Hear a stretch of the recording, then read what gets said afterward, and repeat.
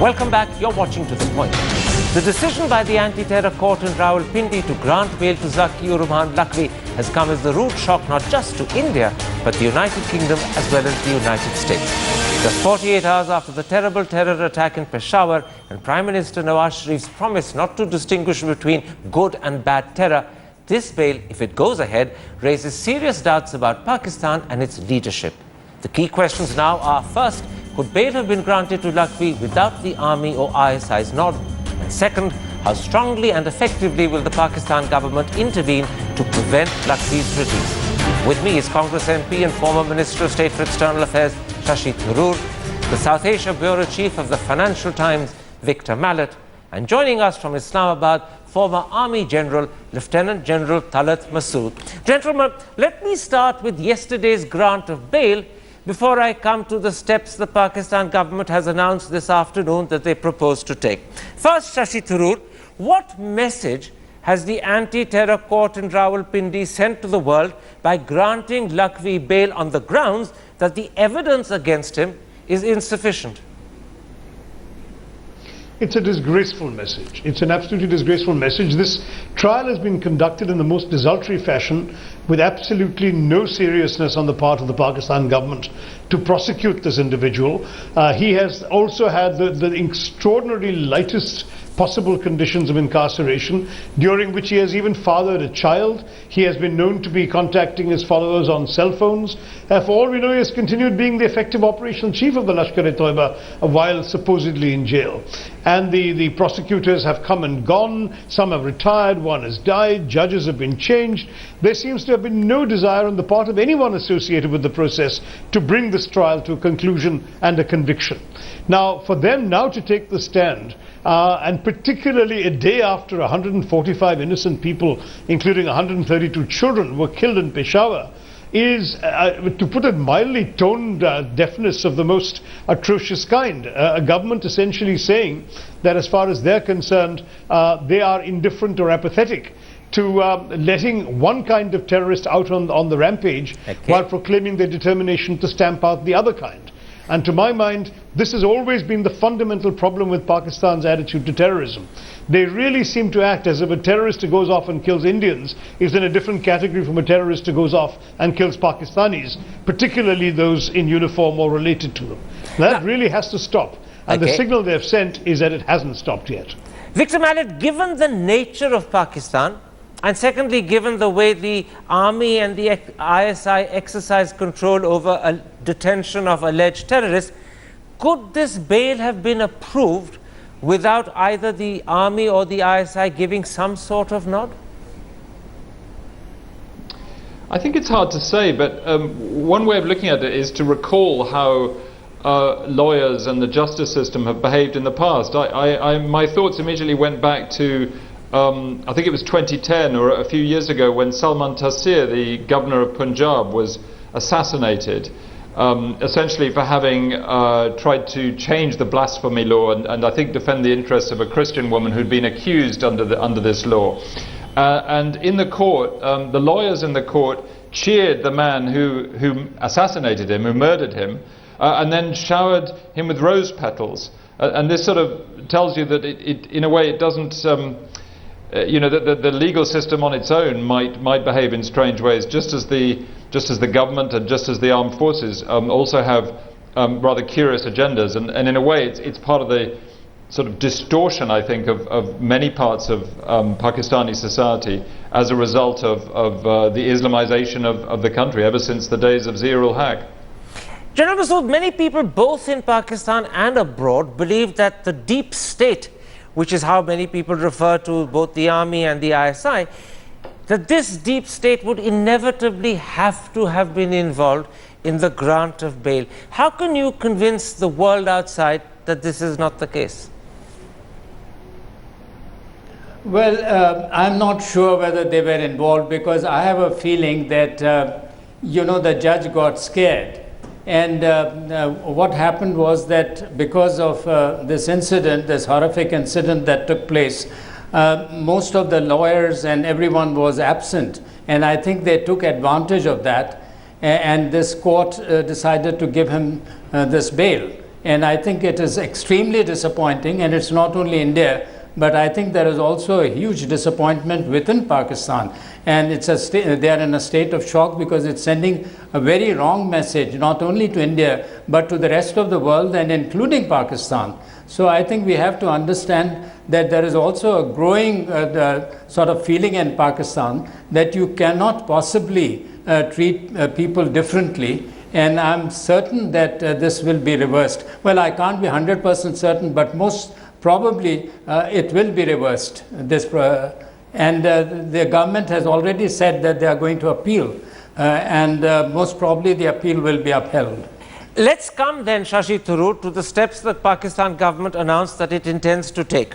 It said this afternoon that it will appeal to the Supreme Court against this grant of bail, and secondly it said that it will continue to detain this man for a further 3 months because he's now also been arrested under the maintenance of public order.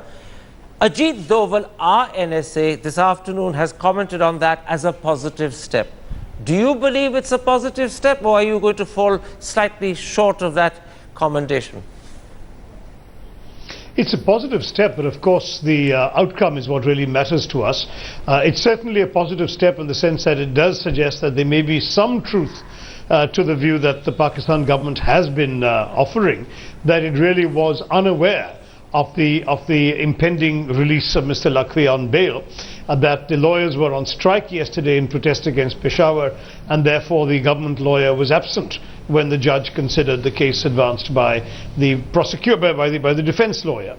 Be that as it may, I mean, obviously it sounds very specious to Indian ears, but if indeed they have now decided they're going to appeal this, and they are going to actually assure the world they will appeal it and get it reversed, we will applaud it finally only when the outcome is indeed what it is, because even allowing this man out, and that too on a very small, modest amount of bail, will guarantee that he will disappear from the clutches of justice. And we have been clamoring for 6 years now that justice must be done, that the perpetrators of the murder of 166 people in Mumbai on 26/11 must be apprehended along with their fellow conspirators and accomplices. The Pakistanis acted under international pressure to arrest Lakhvi and 6 others. But the fact that they've taken no steps really to bring this to a conviction suggests that their heart isn't really in it. Now after Peshawar, will their attitude change? Will they be more serious? Will they stick to the words of Prime Minister Nawaz Sharif that there is no good Taliban and no bad Taliban, or will they draw a distinction and say there are good terrorists and bad terrorists? Victor Mallet, as you said a moment ago, the judicial system and perhaps lawyers in Pakistan in particular can act and behave in very strange ways. If ultimately Lakhvi is released on bail, what message will that send to the world? Oh, I mean, I can't disagree with the other interviewees. It would send an appalling message to the world.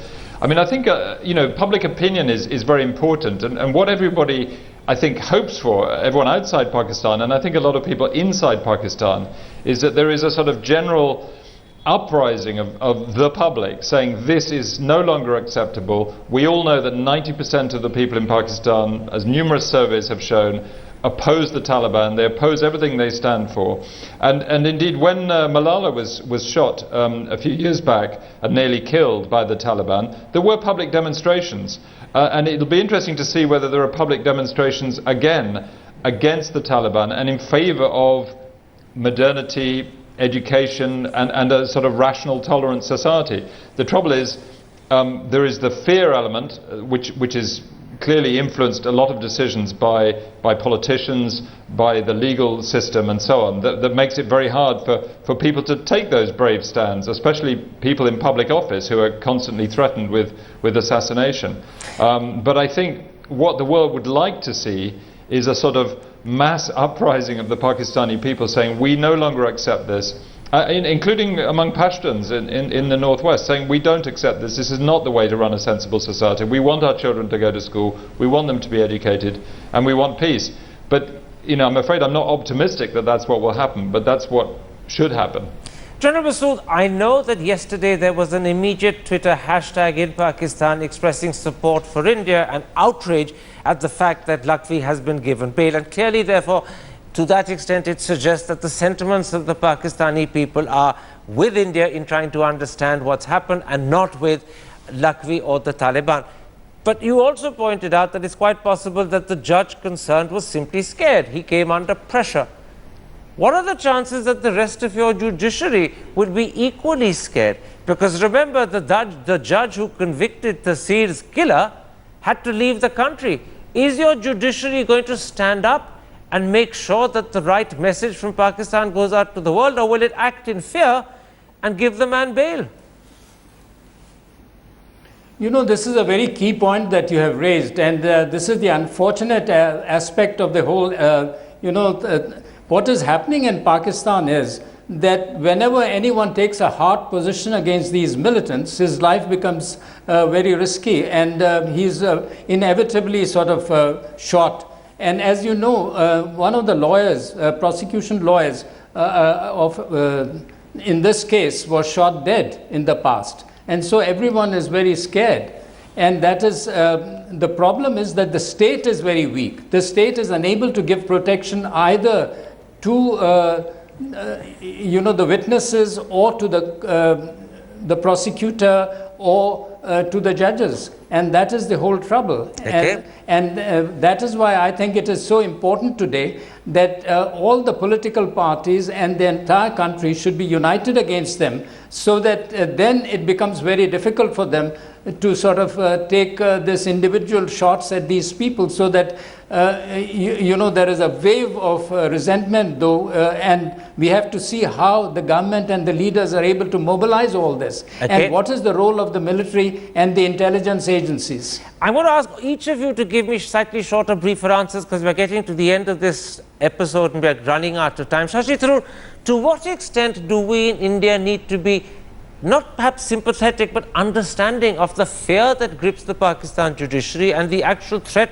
to their lives if they convict Taliban or LET operatives, and therefore understand what happens in the light of that fear? To what extent do we need to be understanding, and to what extent should we say to them, look, this is your problem, not ours, don't find excuses? Well, it's both, Karan. We do have to be understanding, because human beings are intimidatable, and they have been. But at the same time, if Pakistan wants to be taken seriously as a state, as an interlocutor of ours in discussing the future of our relations on the subcontinent, then they have to take their responsibilities as a state. The problem we have is that we're expecting the very people to convict Mr. Lakhvi who have in fact at various stages sponsored him in his operations, trained him, financed him, equipped him and guided him. And the difficulty therefore is, going back to Victor Mallet's point, if we can, and General Talat Masood has said the same thing, if we can actually encourage the space for the moderate and democratic forces, who really are a majority, to be larger by giving them more understanding and support, we might be able to strengthen their hands against a very small but very well-armed minority who are the extremists. I have suggested in a column today that we should actually liberalize our people-to-people contact with Pakistan, our visa policy to Pakistan and so on, while isolating the government and the institutions that continue to harbor and encourage terrorism. I think if we can bifurcate our policy, instead of reacting to terrorist attacks by punishing the wrong people and suspending visas and so on, okay, if we can actually open up the space to ordinary Pakistanis and crack down on the official establishment and the deep state, then I think we might have a different policy from the one we've followed for many years. Victor Mallet, there was a thought there in Shashi's answer at the beginning that I want to put to you.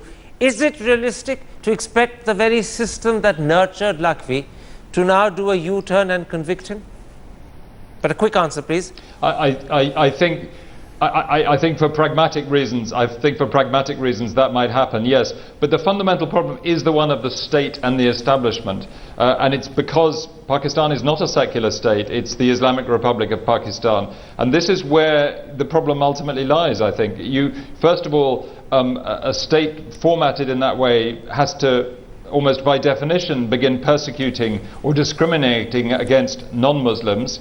So we've seen, Ahmadis, Christians and Hindus all suffering. And then, having done that, it then says, okay, so we're an Islamic state. What kind of Islamic state are we? And then you have disputes between different factions of Islam. So you're saying, who's the right kind of Muslim? And of course, everybody who claims to be purer than the rest feels they have a sort of moral and ideological advantage. And this is I think the confusion, and this is why the state is weak and why everyone is afraid, and why it's so difficult to set up a sort of a strong state that will simply apply the law and apply justice and apply common sense. General Masroor, do people in Pakistan, I don't just mean the government, the army and the judiciary, but does the public opinion of our country realize that this is a litmus test of Pakistan's credibility? And more than that, it's going to be a litmus test of the sort of relationship you have with India, because if Lakhvi walks out on bail, the relationship between the two countries will deteriorate markedly and sharply. Absolutely. I think it's a very fundamental issue that you are touching. And Pakistani people, by and large, understand all this. It's really the poor leadership, I think, which is preventing Pakistan to really take it in the right direction. And there are multiple problems, and there is a state of ideological confusion. And there are forces which are very strong, which are very highly conservative, outdated, and they have such views which will always sort of protect guys like Lakhvi. But the fact is that there is also a growing resentment against them, and people are just not prepared to accept. And even there is so much of fear among certain political parties like Tehreek-e-Insaf and all, which did not take a clear position despite the fact that we were expecting them to do so. And now, of course, reluctantly, or they were forced after this event to take a position, against all these militants. But we have to see whether they still differentiate between militants, and they do realize that what consequences would follow if they would not, if they would continue to differentiate. All right, gentlemen, my thanks to all three of you for joining me for this discussion. There we end this particular episode. If you have been, thanks for watching. I'm going to say goodbye and good night. Operational chief of the Lashkar-e-Toiba, while supposedly in jail. And the prosecutors have come and gone. Some have retired, one has died, judges have been changed. There seems to have been no desire on the part of anyone associated with the process to bring this trial to a conclusion and a conviction. Now, for them now to take the stand, and particularly a day after 145 innocent people, including 132 children, were killed in... Lieutenant General Talat Masood. Gentlemen, let me start with yesterday's grant of bail before I come to the steps the Pakistan government has announced this afternoon that they propose to take. First, Shashi Tharoor, what message has the anti-terror court in Rawalpindi sent to the world by granting Lakhvi bail on the grounds that the evidence against him is insufficient? It's about Pakistan and its leadership. The key questions now are, first, could bail have been granted to Lakhvi without the army or ISI's nod? And second, how strongly and effectively will the Pakistan government intervene to prevent Lakhvi's release? With me is Congress MP and former Minister of State for External Affairs, Shashi Tharoor, the South Asia Bureau Chief of the Financial Times, Victor Mallet, and joining us from Islamabad, former Army General. It's a disgraceful message. It's an absolutely disgraceful message. This trial has been conducted in the most desultory fashion, with absolutely no seriousness on the part of the Pakistan government to prosecute this individual. He has also had the extraordinarily lightest possible conditions of incarceration, during which he has even fathered a child. He has been known to be contacting his followers on cell phones. For all we know, he has continued being the effective. Welcome back. You're watching To The Point. The decision by the anti-terror court in Rawalpindi to grant bail to Zaki or Rehman Lakhvi has come as the rude shock not just to India, but the United Kingdom as well as the United States. Just 48 hours after the terrible terror attack in Peshawar and Prime Minister Nawaz Sharif's promise not to distinguish between good and bad terror, this bail, if it goes ahead, raises serious doubts